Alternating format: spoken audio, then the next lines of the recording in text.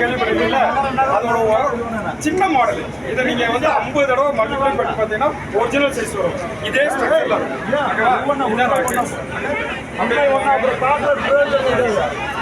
ராக்கெட்டை இந்தியாவில இருந்து அனுப்புறோம்னா நம்ம சிறியடி விட தான் போறோம். ஏன்னா இந்தியாவில் இருக்க ஒரே ஸ்பேஸ் போர்ட் ஆஃப் இந்தியா சிறியடி விட தான்.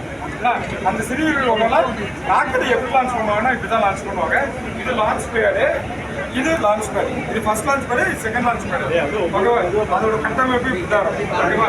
மேலெல்லாம் பாருங்க, இதெல்லாம் சேட்டலைட். சேட்டலைட் வந்து 20 தடவை மல்டிப்ளை பண்ணி பாருங்க, அதுதான் ஒரிஜினல் சென்சார். ஓகே,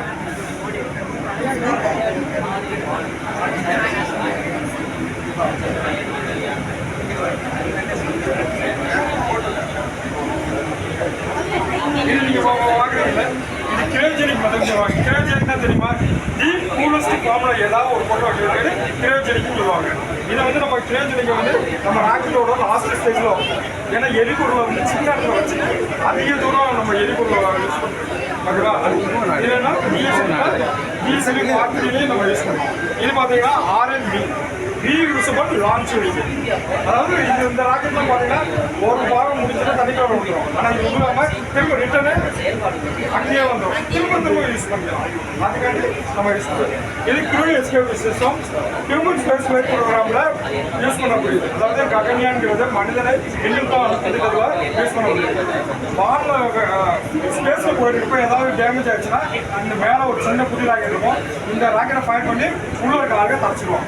அப்போ அங்கே போயிட்டு கடலில் போய் வந்து கடலில் வந்து சேஃபாக வந்துடும். ஓகேவா? இது ரிமோட் சென்சிங். இதில் என்னென்ன பார்க்கணும்? அக்ரிகல்ச்சர் டெவலப்மெண்ட், ஓசன் நீங்கள் பேசுறீங்கன்னா கேட்காது. அந்த சைடு போய் நில்லுங்க, அந்த சைடு போங்க, அந்த சைடு போயிருங்க, அந்த சைடு போய் நில்லுங்க, அந்த சைடு போய் நில்லுங்க, இங்கிட்டு போங்க, எக்ஸ்பிளைன் பண்ணுறதை பாருங்க.